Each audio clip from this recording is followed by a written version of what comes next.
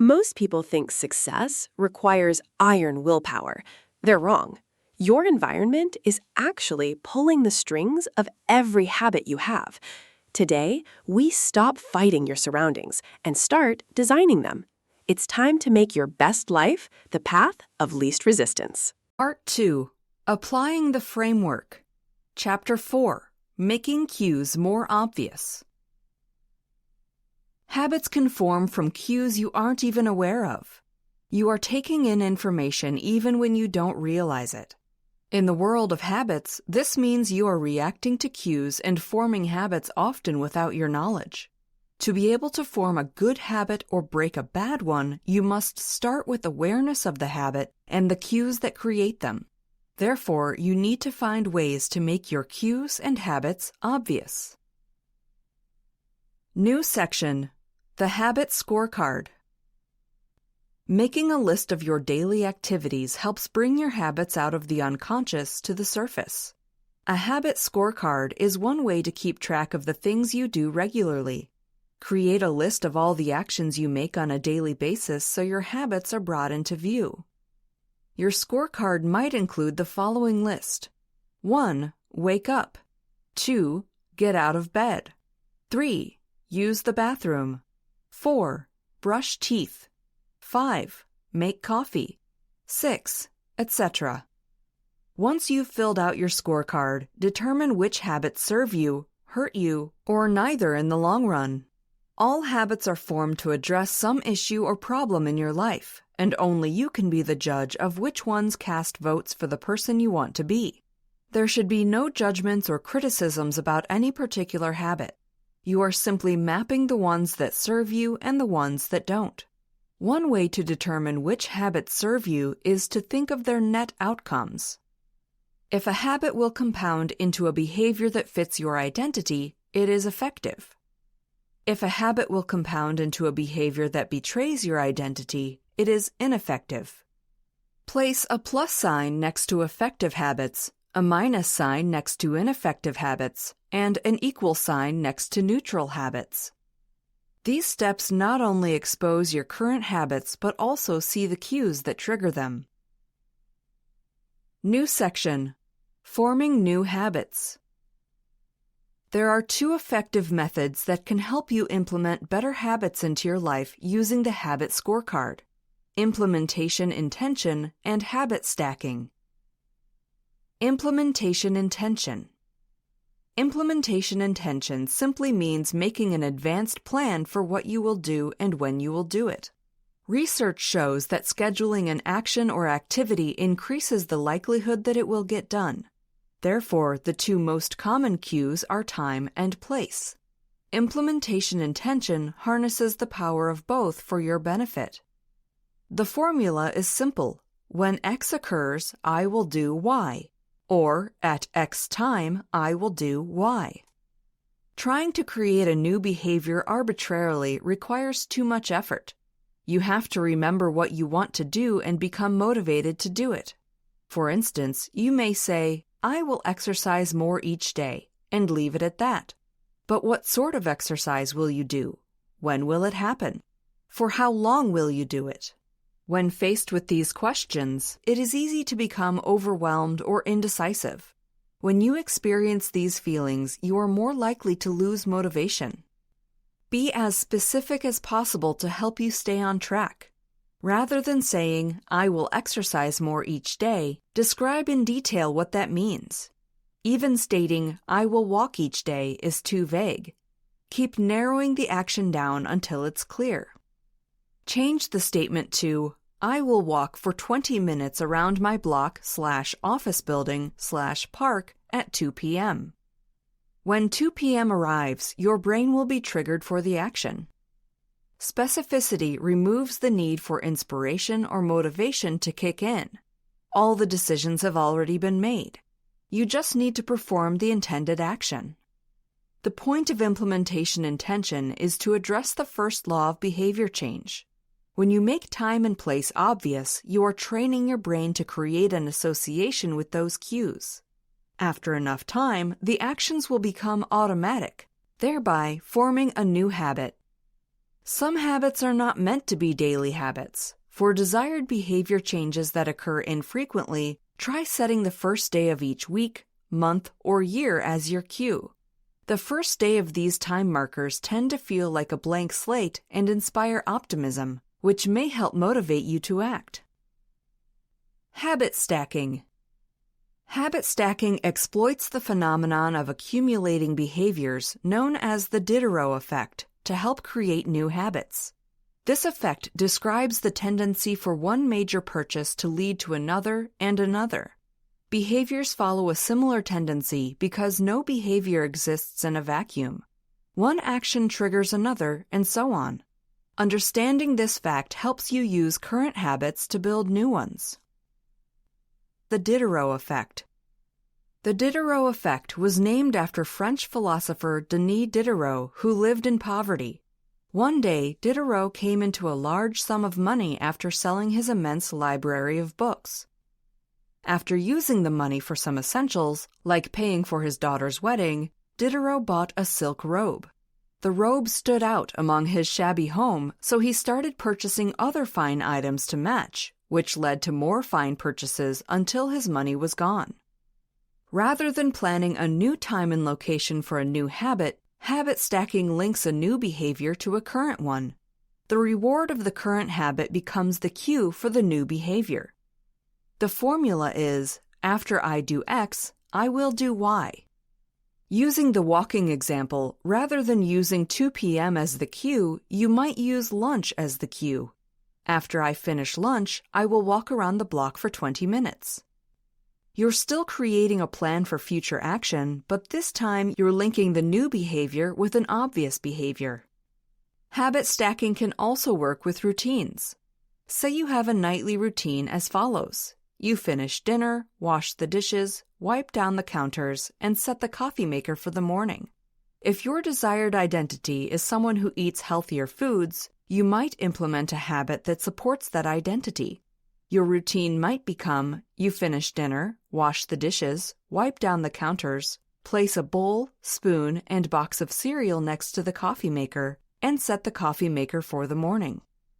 The example of laying out the bowl, spoon, and cereal highlights an important aspect of habit stacking.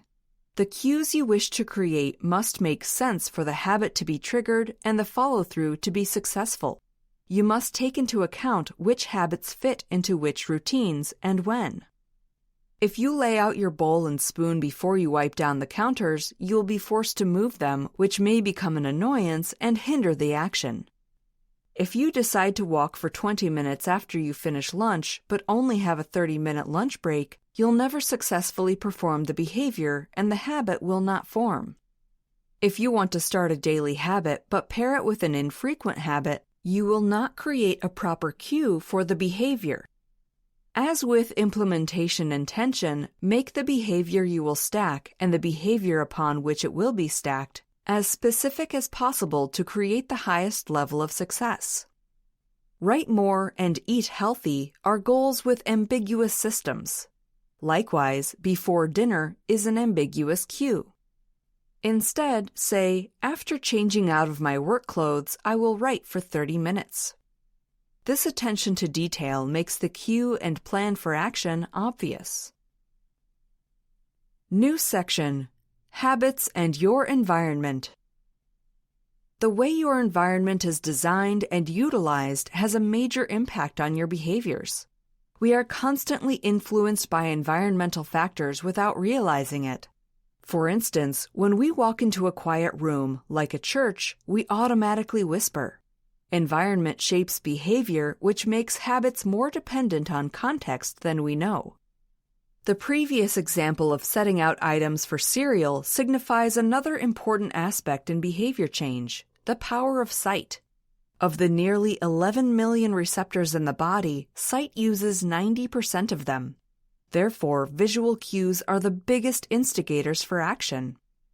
For example, at the grocery store, you are more likely to buy items at eye level than those on the bottom shelf. These types of choices are not due to thought or motivation, but because they are more convenient. In your own life, your habits center around what you see and what appears convenient. To form and maintain good habits, ensure that the right visual cues exist in your environment. You become the architect of your behavior when you design your environment to support obvious cues. One way to organize your environment for success is to learn the context embedded in a cue. Objects in and of themselves are not cues alone. Your relationship with the object, the context by which you understand the object, is the trigger. At first, all cues will be specific, but over time, the associated behavior will become linked to the general context of the cue. You may have a glass of wine when you go out to dinner with friends. Over time, being with your friends becomes the trigger, not the specific action of eating at a restaurant. Now, anytime you are with friends, you will crave a glass of wine, even if you're at home. Different cues develop different contexts for every person. You might associate your couch with relaxing and watching movies, whereas someone else sees their couch as a place to read. If you want to form the habit of reading more, make the cue obvious by mixing a visual cue with a new context. Example: before you leave for work, place a book on the couch cushion. When you come home from work, the book will be waiting, and over time, the context of the couch will become associated with reading. Your unique relationship with objects is useful in training your brain to view a particular part of your environment in a particular context. To create better habits, ensure that each object or space is only associated with one context. When contexts overlap, it's easier for the easiest action to win out. If you have trouble sleeping but always look at your phone while lying in bed, remove the context of checking social media or texting in bed. Use the bed only when it's time to sleep. By removing all other activities from the bed, you will create a relationship between the bed and sleep. When you lay down each night, your brain will be triggered to respond with sleep. It's always easier to form a new habit in a new environment because you're not fighting old cues.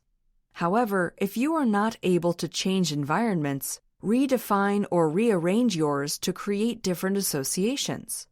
Create zones for different behaviors, such as only eating at the table or only working at your desk. The more you can create a stable and predictable environment with clear contextual cues, the more stable and predictable your behaviors will be. Remove the cue to break habits. The inverse of the first law, make it obvious, is make it invisible. If you want to quit a bad habit, you must remove the cues. Despite what you've been conditioned to believe, discipline and self-control are not the most important aspects of habit formation. You can break bad habits, but you won't forget them or their cues. Once a habit is ingrained in the brain, the craving that triggers it will automatically kick in whenever the cue resurfaces. Willpower is a temporary solution. Changing your environment is a long-term solution. When you create a predictable and stable environment, the need for discipline or willpower is reduced. For instance, if you stay up too late watching TV in bed, remove the TV from the bedroom. Reducing exposure to a bad cue is like cutting off the fuel supply to the engine driving the habit. You'll always remember how to drive, but you won't be able to start the car. Bad habits can be cues. Bad habits often create the cues that trigger behavior. The habit creates a new sensation that triggers the same craving. This trap is known as cue-induced wanting. When you feel anxious, you smoke a cigarette. Smoking makes you concerned about your health, which makes you anxious, so you reach for another smoke. You feel lethargic, so you watch television. Watching television makes you feel unproductive, which makes you more lethargic, so you watch more television. Create a more positive environment to reduce your vulnerability to this detrimental cycle. To take control, you must bring your habits into the light.